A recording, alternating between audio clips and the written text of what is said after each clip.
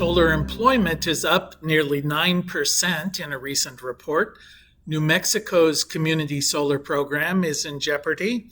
And could Panama become the next center for the manufacture of solar components and solar panels? I'm Jay Warmke with Blue Rock Station, and this is the news from the solar industry for the week of July 25th. Now, the annual solar jobs census report was just recently released, and solar employment is up about 9%, recovering back to pre-pandemic levels where there was a bit of a dip during the pandemic. Solar employment has doubled over the last decade from about 105,000 jobs to about 255,000 jobs. Now, since 2016, the number of people employed full-time in solar has plateaued, remained right at around 250,000, right at about 250,000. In order of states that employ people in solar, California remains first with about 75,000. Florida, second, Massachusetts, New York, Texas, all at about 10,500. And then they're followed by Arizona, Colorado, Nevada, and Ohio with about 7,000 to 9,000 people employed full-time in solar. Of those folks who are employed in solar, about 66%, about 2/3, are involved in the installation and design of the actual projects, probably what we would think about as solar employment.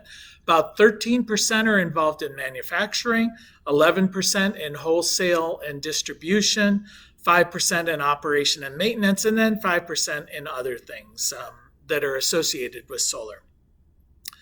Of these, residential, which really represents only about 18% of the market of the installed base, it does represent about 51% of those employed within solar.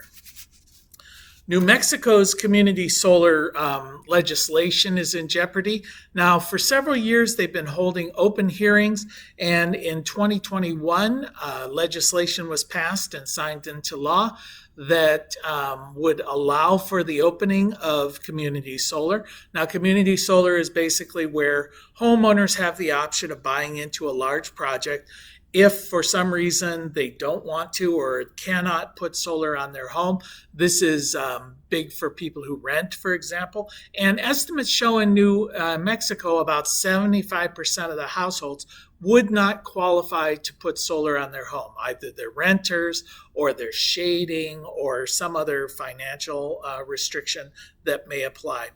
Now, at the last minute, Xcel Energy, which is the New Mexico utility, has filed an appeal against this law going into effect with the New Mexico Supreme Court. Now, the advocates of the program do say it would only affect about 1.5% of the utility's customer base.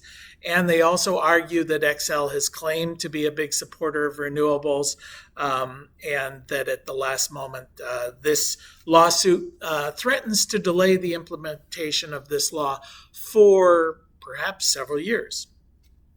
SunGage Financial has raised the limit that they will loan for solar installations. Now, what's interesting about this, they raised the limit to about $200,000. Now, what they're saying is this reflects the fact that people are installing larger systems and they're installing battery backup so that they can be semi-autonomous from the grid. All of that adds to the cost. But they were also pointing to the fact that record numbers of folks are living in multi-generational households, which accounts for the larger systems. This is largely due to the fact that multi-generational are sharing household chores, child rearing, but also the high cost of housing has led many generations to live in the same facility. In fact, they estimate about 60 million Americans live in